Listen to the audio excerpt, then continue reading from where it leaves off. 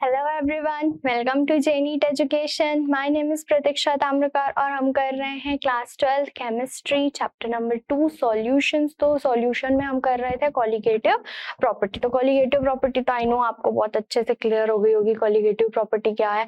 और जो हमने 4 कॉलिगेटिव प्रॉपर्टी पढ़नी थी जिसमें से हमने 3 कॉलिगेटिव प्रॉपर्टी कंप्लीट कर ली थी। कौन कौन सी कॉलिगेटिव प्रॉपर्टी हमने कंप्लीट की? Relative lowering in vapour pressure, second depression in freezing point और एक क्या था evaporation elevation in boiling point. ये 3 कॉलिगेटिव प्रॉपर्टी हमने कंप्लीट कर ली। आज हम नेक्स्ट अपनी जो लास्ट कॉलिगेटिव प्रॉपर्टी है जो आपके कोर्स में है वो है ऑस्मोटिक प्रेशर, वो आज हम करने वाले हैं। तो चलिए स्टार्ट करते हैं। तो ऑस्मोटिक प्रेशर जानने से पहले आपको तो ये पता होना चाहिए कि ये ऑस्मोसिस क्या होता है।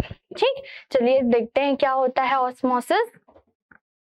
तो सबसे पहले आज का टॉपिक क्या है हमारा? Osmotic pressure. और इस ऑस्मोटिक प्रेशर ही ये ऑस्मोसिस क्या होता है, फिर हम देखेंगे कि ऑस्मोटिक प्रेशर क्या होता है।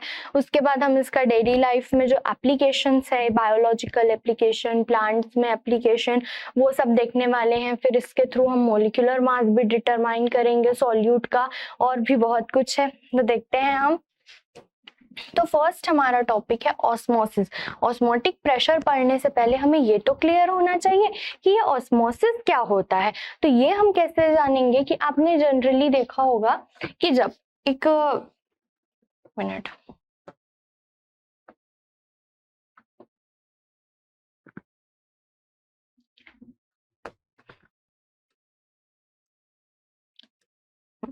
अगर हम ये कंटेनर ले लें और इस कंटेनर में ये बीच में होल है, ठीक, यहाँ पर जो वाटर है वो पूरा हायर तक भरा हुआ है, एकदम बहुत ऊंचे तक भरा हुआ है, और यहाँ जो वाटर है वो थोड़ा कम है। ठीक, सपोज ये इतना भरा हुआ है वाटर यहाँ पर, तो क्या होगा? आप सभी जानते हैं कि जो वाटर है वो ये जिस तरफ वाटर ज्यादा है उधर से वो हायर लेवल से किधर जाएगा? वाटर लोअर लेवल की तरफ। कब तक जाएगा? जब तक कि दोनों का जो लेवल है, जो कंटेनर है उसमें जो वाटर लेवल है दोनों पार्ट का वो सेम ना हो जाए, तब तक वो जाते रहेगा वहां पर। ठीक, तो इस प्रोसेस को क्या बोला जाता है? इस प्रोसेस को बोला जाता है डिफ्यूजन बोला जाता है। ठीक, तो इसमें क्या होता है? पार्टिकल्स जो हायर कंसंट्रेशन से कहाँ जा रहे हैं? लोअर कंसंट्रेशन नहीं बोल सकते हम यहाँ पर, क्योंकि दोनों तो वाटर ही है, उसमें सॉल्यूट और सॉल्वेंट जो भी होंगे दोनों ही पार्ट जाएंगे। यहाँ हम ऐसा बोल सकते हैं कि जो सॉल्यूशन है जो हायर लेवल से, जहां पर ज्यादा पानी है, वो कहाँ जा रहा है? Higher level to lower level. कब तक जाएगा? जब तक कि दोनों का लेवल जो है वो इक्वल नहीं हो जाता, तब तक वहां पे वाटर जो है वो इस पार्ट से इधर जाते जाएगा। इस प्रोसेस को बोलते हैं डिफ्यूजन। अब हम देखते हैं ऑस्मोसिस। ये तो आपने अपने डेली लाइफ में किया ही होगा, ये हमने देखा ही होगा। अगर एक टंकी ले लें, दूसरी टंकी, ऐसे दोनों को कनेक्ट कर दे, तो हमने इस पर बहुत से मैथ्स के क्वेश्चन भी किए होंगे आपने क्लास 10th वगैरह में। ठीक है, तो डिफ्यूजन क्लियर हो गया आपको। अब हम देखते हैं ऑस्मोसिस। तो 1748 में एक साइंटिस्ट थे, एबे नॉलेट। तो एबे नॉलेट ने क्या किया? एक कंटेनर लिया, इस कंटेनर के उन्होंने 2 पार्ट किए, और 2 पार्ट के बीच में यहाँ पर एक सेमी परमिएबल मेम्ब्रेन लगा दिया। सेमी परमिएबल मेम्ब्रेन आप एक ऐसा समझ सकते हैं कि एक फिल्ट्रेशन की टाइप, एक छन्नी की टाइप काम करता है, जो कुछ पार्टिकल्स को जाने देता और कुछ को स्टॉप कर देता। और इस जो सेमी परमिएबल मेम्ब्रेन है वहां पर ये छोटे छोटे से होल्स होते हैं। तो इस पार्ट में उन्होंने क्या लिया? प्योर सॉल्वेंट लिया, और इस तरफ में उन्होंने क्या लिया? सॉल्यूशन लिया। ठीक, मींस इसी सॉल्वेंट में कुछ ऐड कर दिया होगा। ठीक है, तो उन्होंने ऑब्जर्व किया कि जो प्योर सॉल्वेंट के मॉलिक्यूल्स हैं, तो प्योर सॉल्वेंट मॉलिक्यूल्स क्या हो रहे हैं? यहाँ पर प्योर साइड से, प्योर सॉल्वेंट साइड से किधर आ रहे हैं? सॉल्यूशन की तरफ आ रहे हैं। ठीक, तो सॉल्यूशन, जो प्योर सॉल्वेंट के मॉलिक्यूल्स थे वो सेमी परमिएबल मेम्ब्रेन से पास होकर के सॉल्यूशन में आ रहे थे। और इसी तरह उन्होंने क्या लिया, दो सॉल्यूशन लिए जिनका कॉन्सेंट्रेशन अलग अलग था। कॉन्सेंट्रेशन के टर्म्स हम विद रिस्पेक्ट टू सॉल्यूट बात करेंगे कि सॉल्यूट जिसमें कम होगा वो लो कॉन्सेंट्रेशन, और जिसमें सॉल्यूट का अमाउंट ज्यादा होगा वो हायर कॉन्सेंट्रेशन। तो यहाँ पर भी उन्होंने ऑब्जर्व किया कि जब ये सेमी परमिएबल मेम्ब्रेन, यहाँ पर लो कॉन्सेंट्रेशन, यहाँ पर हाई कॉन्सेंट्रेशन, तो यहाँ पर भी उन्होंने ऑब्जर्व किया कि जो सॉल्वेंट, जो लो कॉन्सेंट्रेशन से सॉल्वेंट के जो पार्टिकल्स थे, जो मॉलिक्यूल्स थे, वो किधर आ रहे थे, हाई कॉन्सेंट्रेशन की तरफ आ रहे थे। और यही passage of solvent molecules from low concentration to higher concentration is called osmosis। Solvent के जो मॉलिक्यूल्स हैं उनका सेमी परमिएबल मेम्ब्रेन के थ्रू प्योर सॉल्वेंट से सॉल्यूशन की तरफ आना, या लोअर कॉन्सेंट्रेशन वाले सॉल्यूशन से हायर कॉन्सेंट्रेशन वाले सॉल्यूशन की तरफ आना, इस प्रोसेस को ही बोला जाता है क्या, ऑस्मोसिस। तो ऑस्मोसिस क्या होता है, द पासेज ऑफ सॉल्वेंट के मॉलिक्यूल ही पास होंगे, सॉल्यूट के नहीं। Okay, the passage of solvent molecules from pure solvent, यहाँ प्योर सॉल्वेंट, और from solution of lower concentration into solution of higher concentration. दोनों के लिए यहाँ पे हमने डिस्कस किया, एक तो प्योर सॉल्वेंट लिया और एक सॉल्यूशन लिया। तब भी उन्होंने क्या ऑब्जर्व किया कि जो प्योर सॉल्वेंट मॉलिक्यूल्स थे वो सेमी परमिएबल मेम्ब्रेन से पास होकर के सॉल्यूशन में जा रहे थे। और जब दो डिफरेंट कॉन्सेंट्रेशन के उन्होंने सॉल्यूशन लिया, तब भी उन्होंने सेम ऑब्जर्व किया कि जो यहाँ पर लोअर कॉन्सेंट्रेशन से सॉल्वेंट के जो मॉलिक्यूल्स थे वो कहाँ पास हो रहे थे, हायर कॉन्सेंट्रेशन की तरफ पास हो रहे थे। तो जब सॉल्वेंट के मॉलिक्यूल्स लोअर कंसंट्रेशन से हायर कंसंट्रेशन की तरफ पास होते हैं, तो ये जो प्रोसेस होता है passage of solvent from lower concentration to higher concentration solution is called osmosis. Okay, definition देख लेते हैं। The passage of solvent from pure solvent और from solution of lower concentration into solution of higher concentration through the semi permeable membrane. यहाँ पर important क्या है कि वहां बीच में सेमी परमिएबल मेम्ब्रेन होगा। मेम्ब्रेन क्या होती है, एक आप छन्नी की तरह समझ सकते हैं। हम अभी देखने वाले हैं वैसे क्या होता है सेमी परमिएबल मेम्ब्रेन, बट अभी जब हम ऑस्मोसिस के बारे में डिस्कस कर रहे हैं तो आप ये समझ सकते हैं कि छन्नी फिल्ट्रेशन की तरह ये वर्क करती है। Higher concentration through the semi permeable membrane is called osmosis. तो ऑस्मोसिस क्लियर हो गया, ऑस्मोसिस का प्रोसेस क्लियर हो गया आपको कि ऑस्मोसिस क्या होता है। Osmosis is the passage of solvent from lower concentration solution to higher concentration solution through a semi-permeable membrane is called osmosis। ठीक, जो सॉल्वेंट मॉलिक्यूल्स हैं उन सॉल्वेंट मॉलिक्यूल का सॉल्यूशन के लोअर कंसेंट्रेशन से हायर कंसेंट्रेशन की तरफ पास होना, किसके थ्रू, सेमी परमिएबल मेम्ब्रेन के थ्रू, तो उसको ही हम क्या बोलते हैं, ऑस्मोसिस बोला जाता है। ये क्लियर, आपको ऑस्मोसिस का प्रोसेस क्लियर हो गया। आप नोट कर लीजिए, डेफिनेशन नोट कर सकते हैं, जो हमने डायग्राम के थ्रू बताया वो आप अपने समझने के लिए नोट करके रख सकते हैं। ठीक है, तो ये किसने देखा था, 1748 में एबे नॉलेट नाम के एक साइंटिस्ट थे, उन्होंने ये ऑब्जर्व किया और उन्होंने इस प्रोसेस को क्या नाम दिया, ऑस्मोसिस नाम दिया। अब हम देखते हैं कि ये सेमी परमिएबल मेम्ब्रेन क्या होता है। ठीक, ये क्लियर है, ऑस्मोसिस क्लियर है आप लोगों को।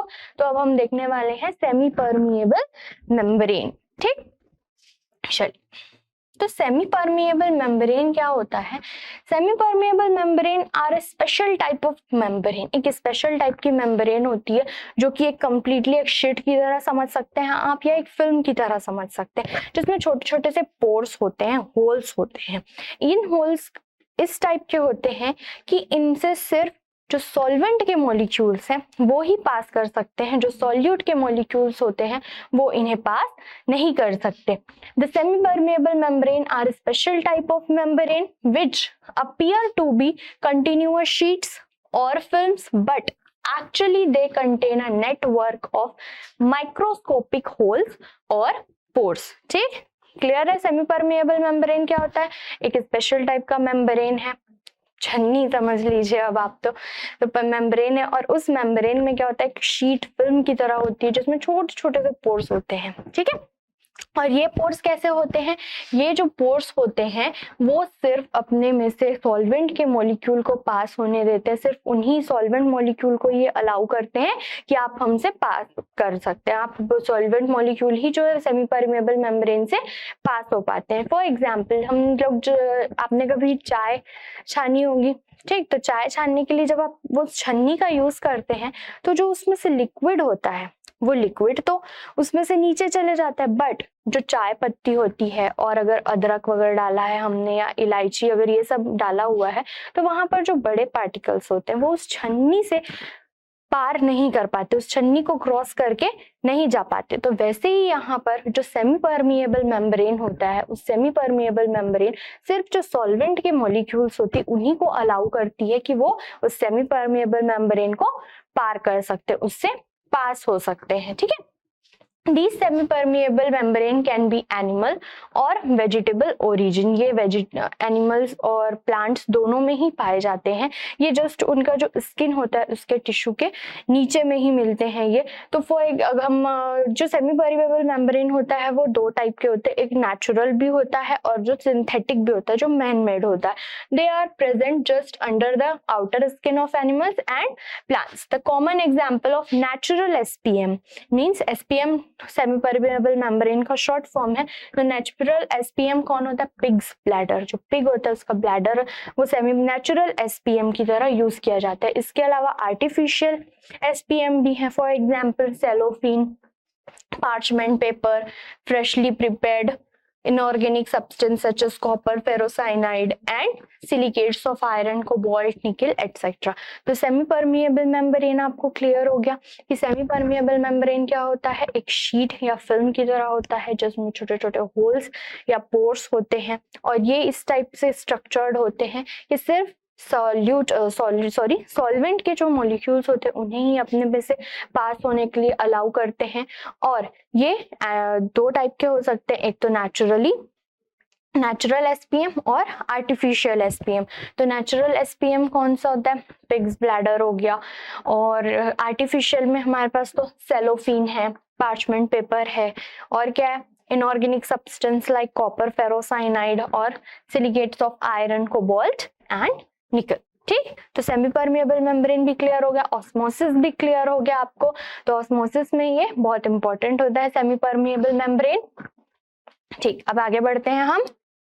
नेक्स्ट है कॉजेज ऑफ ऑस्मोसिस, कि आखिर ये ऑस्मोसिस हो क्यों रहा है, क्यों हो रहा है भाई ऑस्मोसिस? आप सोचिए क्यों हो रहा होगा ऑस्मोसिस? तो मेन जो कारण है ऑस्मोसिस होने का वो है वेपर प्रेशर। अब आप जानते ही हैं कि मैं बहुत पहले से बताते आ रही हूँ आपको, जब हमने राउल्ट्स लॉ पढ़ा था उस टाइम से मैं आपको बताते आ रही हूँ कि जब भी आप प्योर सॉल्वेंट में आप क्या ऐड करते हैं? नॉन वोलेटाइल सॉल्यूट ऐड करते हैं। तो नॉन वोलेटाइल सॉल्यूट जब आप ऐड करते हैं तो वेपर प्रेशर डिक्रीज हो जाता है। तो यहाँ पर वेपर प्रेशर में डिफरेंस क्रिएट हो जाता है। अगर आप सॉल्यूशन लेते हैं और प्योर सॉल्वेंट लेते हैं तो उनके वेपर प्रेशर डिफरेंस हो जाता है। जो प्योर सॉल्वेंट अगर लेते हैं हम, प्योर सॉल्वेंट और सॉल्यूशन में अगर हम ऑस्मोसिस प्रोसेस देखते हैं तो जो प्योर सॉल्वेंट का वेपर प्रेशर होगा वो हाई होगा। क्यों हाई होगा वो आप जानते हैं। और जो सॉल्यूशन है उसका वेपर प्रेशर क्या होगा? लो हो जाएगा। उसी तरह अगर हम डिफरेंट कॉन्सेंट्रेशन के सॉल्यूशन लेते हैं तो जो लो कॉन्सेंट्रेटेड सॉल्यूशन मीन्स जिसमें जो नॉन वोलेटाइल सॉल्यूट है वो स्मॉल अमाउंट में, ऑब्वियस है कि उसका वेपर प्रेशर हाई होगा। और जो ज्यादा अमाउंट में जो हायर कॉन्सेंट्रेटेड सॉल्यूशन है उसका वेपर प्रेशर लो होगा। तो ये वेपर प्रेशर में जो डिफरेंस क्रिएट होता है, इसी डिफरेंस की वजह से ही यहाँ पर ऑस्मोसिस का प्रोसेस होता है। क्यों? क्योंकि जो ये वेपर प्रेशर यहाँ पे ज्यादा है, तो ज्यादा जहाँ वेपर प्रेशर है वो क्या चाहेगा कि ये, जैसे वहाँ पानी ज्यादा लेवल पे होता है तो और दूसरा वो उससे कनेक्टेड होता है दूसरे लो लेवल वाले से, तो क्या होता है ज्यादा से कम में जाता है पानी जब तक कि दोनों का लेवल, पानी का लेवल बराबर ना हो जाए। तो वैसे ही यहाँ पर जो वेपर प्रेशर है, जो एक प्योर सॉल्वेंट लिया वहां हायर वेपर प्रेशर, जो सॉल्यूशन है उसका लोअर वेपर प्रेशर होता है। तो ये क्या होगा कि जो वेपर है वो वेपर कहाँ जाने लगता है? वेपर सॉल्वेंट के फॉर्म में कहाँ पास होने लगता है? सॉल्यूशन के तरफ आने लगता है। और जब यही सॉल्वेंट मॉलिक्यूल लो कंसेंट्रेशन से कहाँ आता है, हायर कंसेंट्रेशन में, और इसी प्रोसेस को आप बोलते हैं क्या, ऑस्मोसिस बोला जाता है। ठीक, तो चलिए रीड करते हैं। Osmosis occurs as a result of difference in the vapour pressure of solution and pure solvent. तो ऑस्मोसिस का मेन रीजन क्या है, ऑस्मोसिस का मेन रीजन है कि जो प्योर सॉल्वेंट है और सॉल्यूशन है उसके वेपर प्रेशर में डिफरेंस होता है। ठीक, प्योर सॉल्वेंट, ओके, यहाँ the vapour pressure of pure solvent is higher than of the solution, therefore the vapors of solvent move spontaneously। ये अपने से होता है, हम इसे नहीं कराते। ठीक, तो vapor pressure of pure solvent moves spontaneously from a region of higher vapor pressure towards region of lower vapour pressure. तो ये वेपर प्रेशर को इक्वल करने के लिए वहां पर क्या होने लगता है कि जो हायर वेपर प्रेशर वाले से वो किधर जाने लगता है, लोअर साइड में जाने लगता है। As a result there is a net transfer of solvent particle from pure solvent into a solution. और फिर ये क्या होने लगता है, यहाँ पर जो सॉल्वेंट के पार्टिकल है, वेपर प्रेशर अब पास हो रहा है, मीन्स वेपर प्रेशर किस फॉर्म में जाएगा, वो सॉल्वेंट से ही होके जाएगा ना, जो वेपर है वो सॉल्यूशन उस सॉल्वेंट में आएगा। और फिर जो सॉल्वेंट के पार्टिकल्स कहाँ जाएंगे, सॉल्यूशन में जाएंगे। तो सॉल्वेंट फिर लोअर कंसंट्रेशन से सॉल्वेंट जो है वो किस में जाएगा, प्योर सॉल्वेंट सॉल्यूशन में जाएगा। ठीक, क्लियर है ऑस्मोसिस का प्रेशर। यहाँ पर जो लोअर कंसंट्रेशन मैंने कहा है, वो लोअर कंसंट्रेशन और हायर कंसंट्रेशन किस टर्म्स में मैंने कहा है, सॉल्यूट के टर्म्स में। अगर उस सॉल्यूशन में जो सॉल्यूट है वो कम अमाउंट में है तो उसको हम क्या बोलेंगे, लोअर कंसंट्रेशन। अगर जो सॉल्यूट है वो हायर ज्यादा अमाउंट में है तो उसको आप हायर कंसंट्रेशन बोलेंगे। अगर हम प्योर सॉल्वेंट और सॉल्यूशन लेते तो प्योर सॉल्वेंट में तो कोई सॉल्यूट ही प्रेजेंट नहीं है तो वो कैसा हो जाएगा, लोअर कंसंट्रेशन हो जाएगा। और जो हम सॉल्यूशन ले रहे हैं उस सॉल्यूशन में कुछ तो सॉल्यूट प्रेजेंट है, तो उस प्योर सॉल्वेंट के कंपैरिजन में जो सॉल्यूशन होगा वो हायर कंसंट्रेशन का हो जाएगा। और जब आप इन दोनों को लेते हैं तो आपको पता है कि प्योर सॉल्वेंट के लिए वेपर प्रेशर हाई होता है, सॉल्यूशन का वेपर प्रेशर लो होता है। तो वेपर प्रेशर में डिफरेंस की वजह से ही ऑस्मोसिस का प्रोसेस होता है। क्यों, क्योंकि जो वेपर प्रेशर है वो क्या जाने लगता है, स्पॉन्टेनियसली जो हायर वेपर प्रेशर रीजन से जो वेपर्स होते हैं वो कहाँ पास होने लगते हैं, लोअर वेपर प्रेशर रीजन में। और ये कैसे पास होते हैं, सॉल्वेंट मॉलिक्यूल्स के थ्रू। और जब सॉल्वेंट मॉलिक्यूल्स प्योर सॉल्वेंट से सॉल्यूशन में पास होता है और इसी प्रोसेस को हम क्या बोलते हैं, ऑस्मोसिस। ठीक, तो क्लियर है आपको कॉजेस ऑफ ऑस्मोसिस। चलिए आगे बढ़ते हैं। नेक्स्ट है ऑस्मोटिक प्रेशर। फाइनली जो हमारा मेन टॉपिक है उसमें हम पहुंच चुके हैं, जो क्या है, ऑस्मोटिक प्रेशर। तो ऑस्मोटिक प्रेशर क्या होता है, तो यहाँ पर देखते हैं। आपको पता है कि जब हम सॉल्यूशन और वाटर, ये दो एक कंटेनर है, उस कंटेनर में दो पार्ट कर देते हैं हम, उस कंटेनर के दो पार्ट किए, और ये बीच में जो ग्रीन ग्रीन सा दिख रहा है आपको वो क्या है, सेमी परमिएबल मेम्ब्रेन है। जो ब्लू है वो प्योर वाटर है, प्योर सॉल्यूशन है, और यहाँ पर क्या है, प्योर वाटर और इधर सॉल्यूशन भरा हुआ है। तो सेमी परमिएबल मेम्ब्रेन के थ्रू यहाँ पर क्या हो जाएगा, जो वाटर मॉलिक्यूल्स है वो क्या करेंगे, इधर पास होने लगेंगे, ऑस्मोसिस का प्रोसेस होने लगेगा। अब अगर इस ऑस्मोसिस के प्रोसेस को रोकना है, स्टॉप करना है कि ये जो वाटर के मॉलिक्यूल्स हैं वो प्योर सॉल्वेंट है, वो प्योर सॉल्वेंट यहाँ से सॉल्यूशन में पास ना हो पाए, तो हमें क्या करना पड़ेगा, यहाँ एक्सटर्नल प्रेशर अप्लाई करना पड़ेगा। किस साइड पर, सॉल्यूशन के साइड पर हम एक्सटर्नल प्रेशर अप्लाई करेंगे। तो प्रेशर अप्लाई करेंगे तो आप प्रेशर अप्लाई करते जाएंगे, एक स्टेज ऐसा आएगा कि जो सॉल्वेंट के मॉलिक्यूल्स है, प्योर सॉल्वेंट मॉलिक्यूल्स, वो सॉल्यूशन में एंटर करना बंद कर देंगे। तो जिस प्रेशर पर सॉल्वेंट के मॉलिक्यूल प्योर सॉल्यूशन में एंटर करना बंद कर देते हैं, उस प्रेशर को ही क्या बोला जाता है, उस अप्लाइड प्रेशर को ही बोला जाता है, ऑस्मोटिक प्रेशर बोला जाता है। ठीक, तो डेफिनेशन देख लेते हैं हम।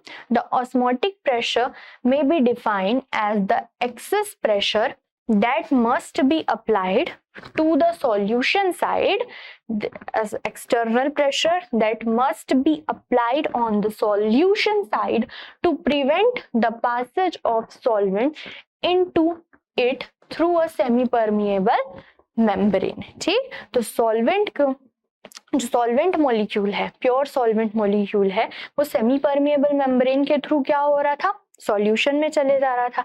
तो इस ऑस्मोसिस के प्रोसेस को स्टॉप करने के लिए, प्रिवेंट करने के लिए आप जितना एक्सटर्नल प्रेशर इस सॉल्यूशन के साइड पर अप्लाई करते हैं, उस एक्सटर्नल प्रेशर को ही हम क्या बोलते हैं, ऑस्मोटिक प्रेशर बोला जाता है। The osmotic pressure is external pressure must be applied to prevent the passage of solvent molecule into solution through a semi-permeable membrane। Osmotic pressure clear हो गया। ऑस्मोसिस का प्रोसेस होता है, उस ऑस्मोसिस के प्रोसेस को आप स्टॉप करने के लिए जितना एक्सेस प्रेशर सॉल्यूशन के साइड पर, मींस हायर कंसंट्रेटेड सॉल्यूशन के साइड पर अप्लाई करते हैं, उस प्रेशर को ही, उस अप्लाइड प्रेशर को ही हम क्या बोलते हैं, ऑस्मोटिक प्रेशर बोला जाता है। ठीक, चलिए एक बार देख लेते हैं फिर से।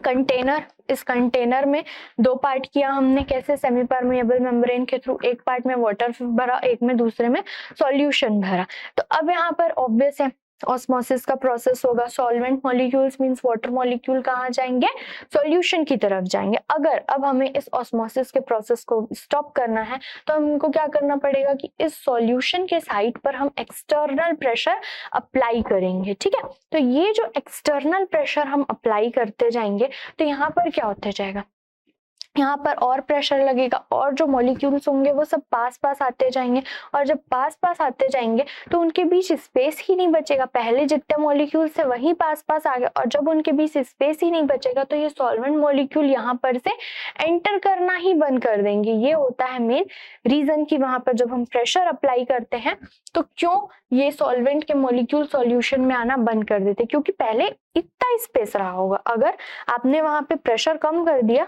तो जगह कितना हो गया, कम हो गया। जगह कम होने से मॉलिक्यूल्स पास पास आ गए। अब मॉलिक्यूल्स के पास स्पेस ही नहीं है तो वो फिर और सॉल्वेंट के मॉलिक्यूल्स यहाँ पास कैसे होंगे। जब किसी के जगह होगा तब तो वो सॉल्वेंट का मॉलिक्यूल्स वहां अंदर एंटर कर पाएगा ना। बट जब हमने प्रेशर अप्लाई किया तो प्रेशर अप्लाई करने से क्या हुआ, स्पेस कम हो गया। स्पेस कम होने से जो सॉल्यूशन में ही जो सॉल्वेंट और जो और सॉल्यूट पार्टिकल्स होंगे वो सब उतने भी स्पेस में आ गए। अब उनके पास यहाँ पे स्पेस ही नहीं है कि इसको अपने यहाँ अंदर आ पाए और वहां पर वो रह पाए। तो इस वजह से जब हम प्रेशर अप्लाई करते जाते हैं तो प्रेशर अप्लाई करने से क्या होता है, पूरा ये इधर प्रेशर लगेगा, फिर ये इधर सेमी परमेबल मेम्ब्रेन, पूरा यहाँ पर प्रेशर लगेगा। और इसी प्रेशर अप्लाई होने की वजह से एक टाइम पर ऐसा होगा कि जो सॉल्वेंट के मॉलिक्यूल्स है उनका प्योर सॉल्वेंट से सॉल्यूशन की तरफ पास होना बंद हो जाएगा। और इसी प्रेशर को हम क्या बोलते हैं, ऑस्मोटिक प्रेशर बोला जाता है। The osmotic pressure may also be defined as the pressure must be the excess pressure that must be applied to the solution side to prevent the passage of solvent into it through a semi permeable membrane। तो simple सा एक definition अपने दिमाग में रखिए कि osmotic pressure क्या है। ऑस्मोसिस के प्रोसेस को रोकने के लिए जितना प्रेशर अप्लाई किया जाता है, जितना external pressure is applied to prevent osmosis process is called osmotic pressure. ठीक, क्लियर है आपको ऑस्मोटिक प्रेशर। चलो नेक्स्ट टॉपिक देखते हैं हम। हाँ, अब नेक्स्ट टॉपिक है ऑस्मोटिक प्रेशर। इसको हम कैसे डिफाइन करेंगे, उसके लिए एक मैथमेटिकल फॉर्मूला अब हम डिराइव करने वाले हैं। तो इस फॉर्मूले को हम कैसे, वॉन्ट ऑफ फॉर्मूला बोलते हैं। और ये कैसे डिराइव होता है, want of theory dilution solution से हम इसे डिराइव करने वाले हैं। तो फर्स्ट हमारा जो साइंटिस्ट है, यहाँ दो साइंटिस्ट वर्क किए थे। फर्स्ट है बॉयल वॉन्ट ऑफ लॉ। तो बॉयल वॉन्ट ऑफ लॉ के अकॉर्डिंग क्या होता है, द ऑस्मोटिक प्रेशर, जिसको ऑस्मोटिक प्रेशर को आप पाई से भी रिप्रेजेंट कर सकते हैं और पी से भी रिप्रेजेंट कर सकते हैं। ठीक है, तो osmotic pressure of a dilute solution is directly proportional to its molar concentration। Okay, तो osmotic pressure according to Boyle van't Hoff law, Boyle van't Hoff law means Boyle और वॉन्ट्स ऑफ दोनों ने ही क्या बताया कि जो ऑस्मोटिक प्रेशर होता है, कैसा सॉल्यूशन लिया उन्होंने, डाइल्यूट सॉल्यूशन लिया। तो डाइल्यूट सॉल्यूशन का जो ऑस्मोटिक प्रेशर होता है वो डायरेक्टली प्रोपोर्शनल होता है किसके, मोलर कंसंट्रेशन के, उस सॉल्यूशन के मोलर कंसंट्रेशन के डायरेक्टली प्रोपोर्शनल होता है। मोलर कंसंट्रेशन को हम यहाँ पर C से रिप्रेजेंट कर देते हैं। तो pi is directly proportional to C. Here C means molarity है यहाँ पर. Molarity means number of moles in per unit volume, where N is the number of moles of the solution dissolved in V volume of the solution. तो V volume में solution के जितने numbers हैं, number of moles हैं, उसके proportional होता है. ठीक है. Boyle van't Hoff law clear हो गया. अभी हम क्या कर रहे हैं, ऑस्मोटिक प्रेशर को ऑस्मोटिक प्रेशर डिटरमाइन करने के लिए अब हम फॉर्मूला डिराइव कर रहे हैं.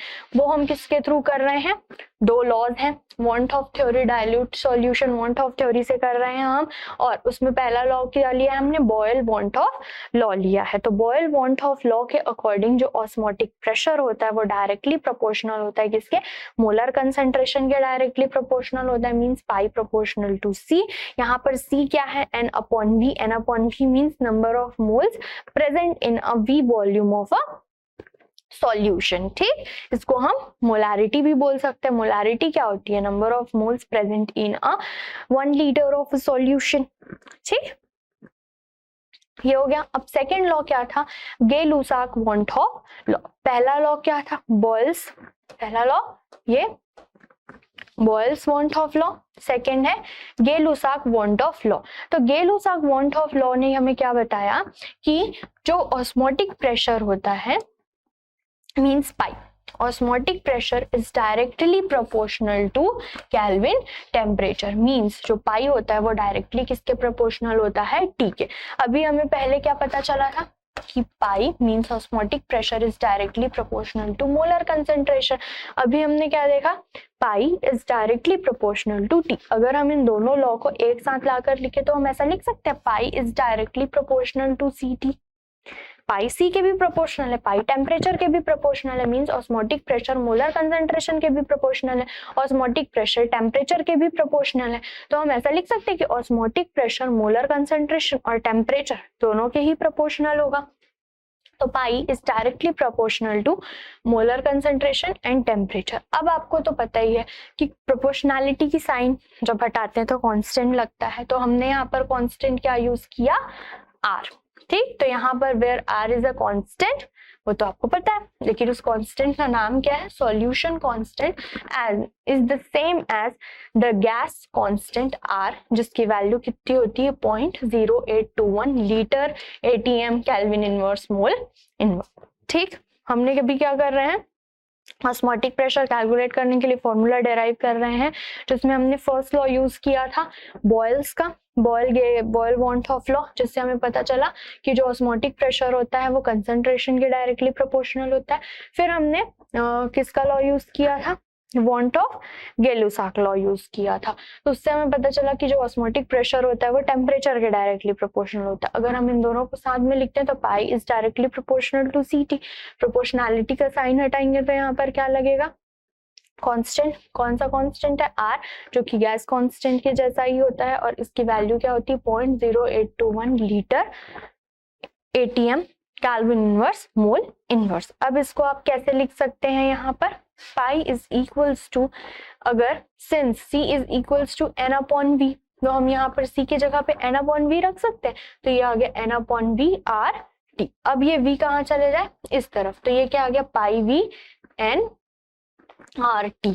As osmotic pressure is also represented by P से भी रिप्रेजेंट कर सकते हैं. तो PV इज इक्वल्स टू क्या आ गया, nRT. And this equation is known as van't Hoff equation for dilute solution. तो ये आ गया pi V is equals to nRT. और अब इसी फॉर्मूले का यूज करके हम न्यूमेरिकल सॉल्व करेंगे. ठीक, तो इस फॉर्मूले से आप किसी सॉल्यूशन का ऑस्मोटिक प्रेशर भी कैलकुलेट कर सकते हैं, उसके ये और भी डिफरेंट जो टर्म्स है वो भी कैलकुलेट कर सकते हैं. ये क्लियर हो गया आपको, नोट कर सकते हैं आप.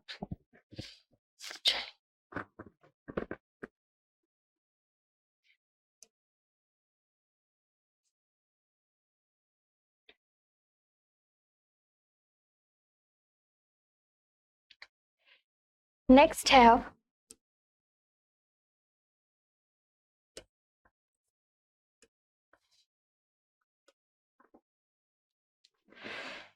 नेक्स्ट टॉपिक है determination of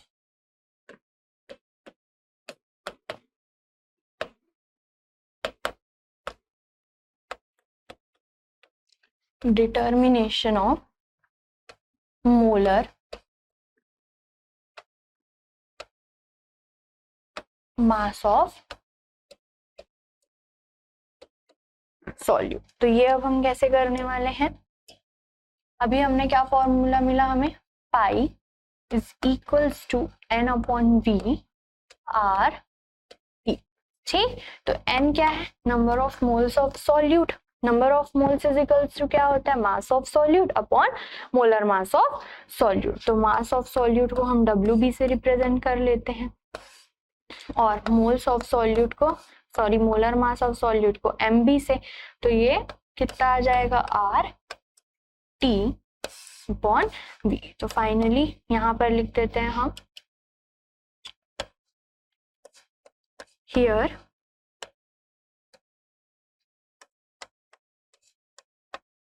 WB is equals to, WB is equals to कितना हो जाएगा, ये क्या है, mass of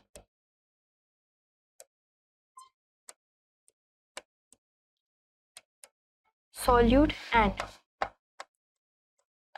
MB is equals to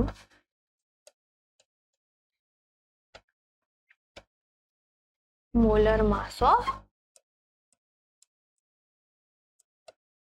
solute। ठीक, ये क्लियर हो गया। तो फाइनली हमारे पास फॉर्मूला क्या आ जाएगा, pi is equals to WB into R into T upon WBR into T upon MB molar mass of solute into V। तो इस फॉर्मूले से अगर इसको हम और ऐसा लिख सकते हैं, आपको मोलर मास डिटरमाइन करना है सॉल्यूट का, तो MB is equals to WB mass of solute into R gas constant, T temperature, V volume of solution into pi osmotic pressure of solution.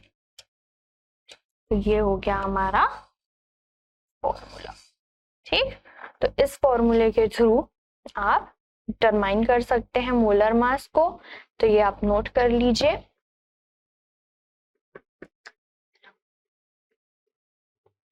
ठीक, नोट कर लिया आपने।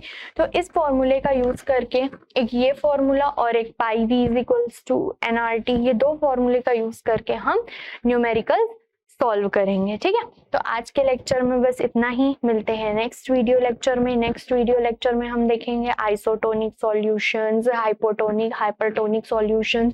इसके बाद जो ऑस्मोस्टिक है उसका हम डेली लाइफ में जो अपने बायोलॉजिकल में इंपॉर्टेंस देखने वाले हैं कि ह्यूमन लाइफ में ऑस्मोसिस क्यों, ऑस्मोसिस कैसे हेल्प करता है।